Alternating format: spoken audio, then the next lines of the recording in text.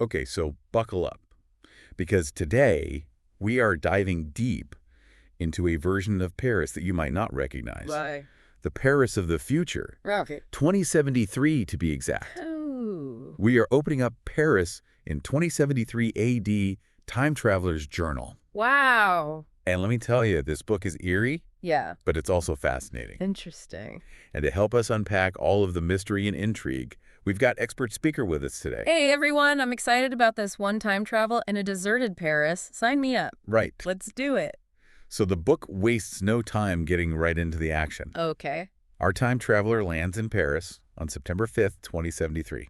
Okay. And humanity as we know it Yeah. is gone. Wow. It's totally vanished. So what does the author do with a premise like that? I mean, where do you even start Well, when you've got Paris just empty like that? that is the question, isn't it? Yeah. And the author answers it in a really interesting way Yeah. by emphasizing just how different this Paris is from the Paris that we know. Mm-hmm. So just imagine, Yeah. instead of those bustling cafes and those crowded streets, you've got silence, Wow. eerie quiet. Oh, wow. And instead of the metro bustling with people, Right. it's overrun with mutated rats. Oh, that's horrifying. Yeah, it's a little creepy. Just a tad. You've got a luminescent mushroom What? that's taking over the catacombs. No way. And if that's not enough, Uh-huh. the Sacre-Cœur Basilica, Yeah. that iconic white church that sits on top of Montmartre, Right.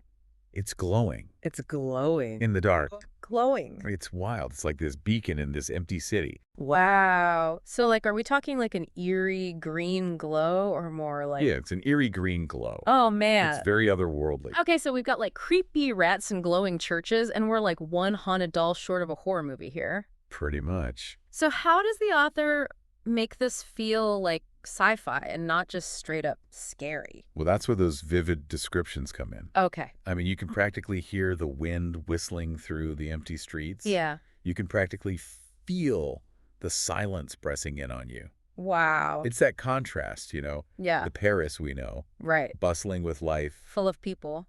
compared to this haunting emptiness. Yeah. And in the middle of all of that Yeah. is this mystery Okay, I like where this is going. of what happened to everyone. Yeah. And at the heart of this mystery is a quantum device. Oh, here we go. This thing is the key to everything. All right. The apocalypse, Okay. the disappearance, Mm-hmm. maybe even the solution. Right. But don't worry, the author doesn't just hand us the answers. Oh, good, because I like a little mystery. Right. Keep me guessing. We learn about it through these clues left behind. Okay, so like breadcrumbs. Exactly like breadcrumbs. Okay. You find strange markings in the Louvre, Okay. maybe a cryptic note in an abandoned apartment. Uh-huh. You even have this wild hallucination What? that's induced by that glowing mushroom that we talked about earlier. No way. Induced by the mushroom. Okay, now I'm really intrigued. Yeah, you should be. This is wild. And that's what makes it so gripping. Right. You're Yeah. piecing it together alongside the time traveler. Okay, I'm hooked. And it makes you think, Yeah. how much of our own history is like this? That's a great question. Lost, hidden, Yeah. waiting to be discovered. I love that. And speaking of discoveries, Yeah. our time traveler makes a big one. What's that? He figures out that the quantum device Okay. is inside the Eiffel Tower. Wow. Now that's what I call a plot twist. Right. The Eiffel Tower? I mean, come on. Of all places. Yeah. What are the chances? Right. The Eiffel Tower, it's like the ultimate symbol of Paris. And now it might hold the key to saving humanity. Or dooming it. That's true. Who knows? It could all go wrong. Right. Like, talk about pressure. Oh, yeah, big time. I mean, that's a lot to lay at the feet of. One very determined time traveler. True. True. So what does he do? Does he, like, call up the French government and say, hey, I need the keys to the Eiffel Tower. I gotta save the world. I mean, I wish, Oh, but no, it's 2073. right. Post-apocalypse. My bad. No one to call. Yeah. No phones to even make the call. True. So it's like back to basics then. Back to basics. He's got to climb it. Oh, no. You know, I am terrified of heights, right? Yeah. This would be the end of me. I'm calling it right now. And the author does not hold back on the details either. Oh, gosh. So I'm in for a stressful ride with this one. You are. All right. Hit me with it. What kind of obstacles are we talking about here? We've got your standard post-apocalyptic fare. Okay. Falling debris. Oh, yeah, classic. Rusted stairs that are about to give way. Oh, and don't forget those mutated pigeons we talked about earlier. The pigeons? Oh, no. They're back. They're like the avian welcoming committee. They are not friendly. I bet. So he's dodging debris and battling birds. What else? There's an earthquake. An earthquake. While he's climbing the Eiffel Tower. Yeah. Okay, you are just messing with me now. This is too much. No, I'm serious. It's like the tower starts shaking. Oh my God. He almost falls. Stop it. Stop it. I can't take the suspense. It is a very tense scene. I bet I'm getting stressed out just imagining it. But you know what's really interesting? Right. I was noticing this as I was reading. Okay. The climax of the book happens in the 14th chapter. The 14th chapter. And the Eiffel Tower has how many levels? 14. That can't be a coincidence. Right. The author's totally doing this on purpose. I think so. It's brilliant. It's like each level represents another obstacle, another challenge that he has to overcome. Right. And by extension, it's like we, the readers, are also climbing that tower with him. We are. Experiencing those same challenges. Yeah, it's like this metaphor. Totally. A metaphor for life, right? Like just when you think you've reached a good stopping point, Yeah.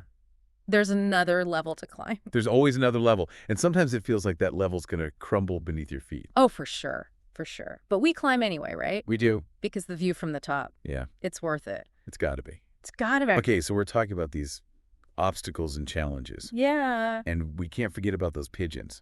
The pigeons. Oh, man. Okay, so what happens with the pigeons? I'm telling you, they are terrifying. Okay, so they're like mutated. They're probably huge. Huge. And angry. Angry. Like their eyes are glowing in the darkness. Oh, my God. See, this is why I brought a flamethrower. This is like my worst nightmare. And then there's this one part Okay. where a beam almost falls on him. A beam. Like a construction beam. Yeah, like one of the beams from the tower. How does that even happen? It's the earthquake. Oh, right. Right. The earthquake. It's all coming back to me now. The whole tower is shaking. And this beam is just like dangling by a thread. Practically. And he's hanging on for dear life. Oh my gosh, I can't even imagine. Hundreds of feet in the air. This is like Spider-Man level stuff. It is. And he's just holding on by his fingertips. And the beam starts to give?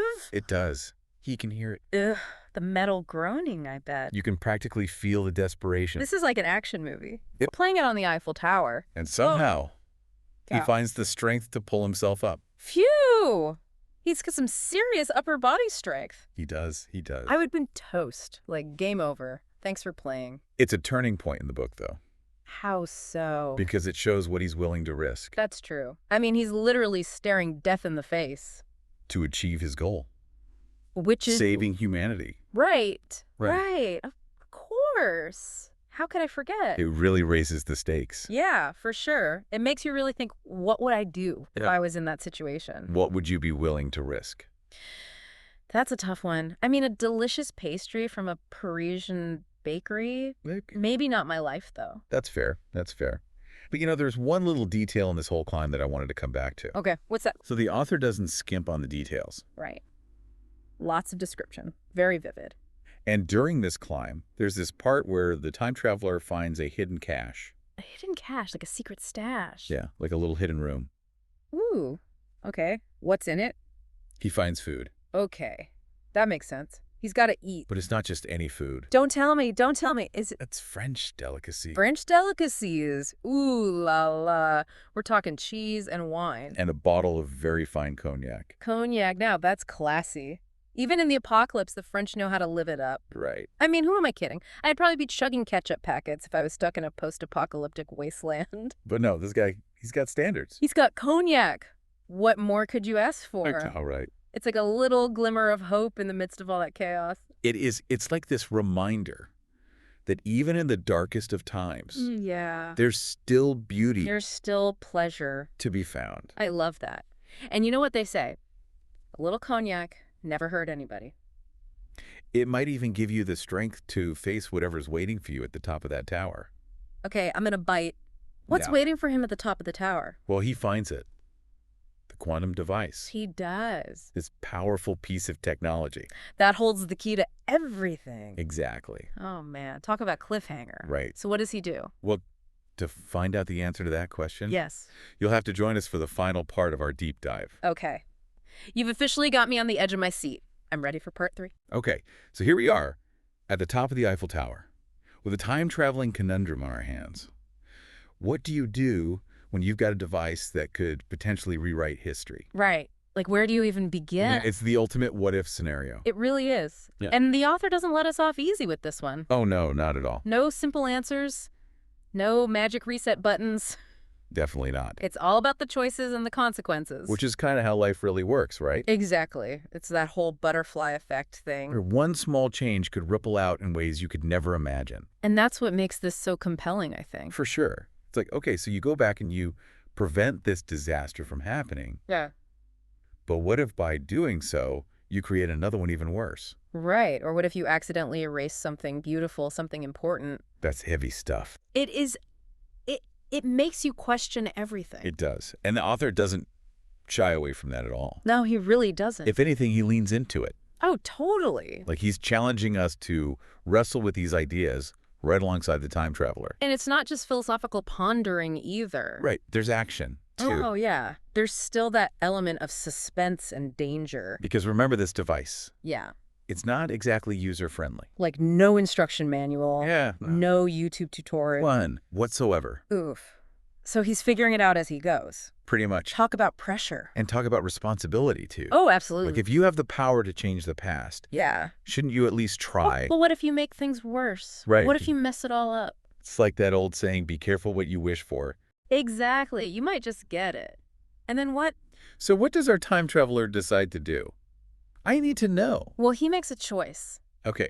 And it's a choice that's both surprising and thought-provoking. Okay. I'm on the edge of my seat here. You're going to have to tell me more. Well, I don't want to spoil the ending for our listeners. Okay, fair enough. But I will say this. What's that? It's an ending that will stay with you long after you turn that last page. Really? It really will. So it's one of those endings that makes you think. Oh, absolutely. And probably spark a lively debate or two. Definitely. You know what I love about books like this? What's that? They take you on such a journey.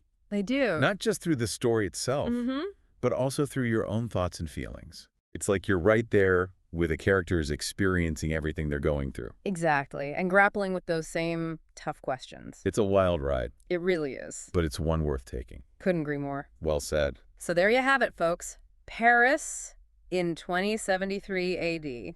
A mind-bending trip to a future that's both eerie and all too familiar. And a reminder that sometimes the most important journeys are the ones we take within ourselves. That's a great way to put it. Until next time, keep exploring, keep asking those big questions, and most importantly, never stop diving deep. And keep your flamethrowers handy just in case those mutated pigeons ever make it out of the book.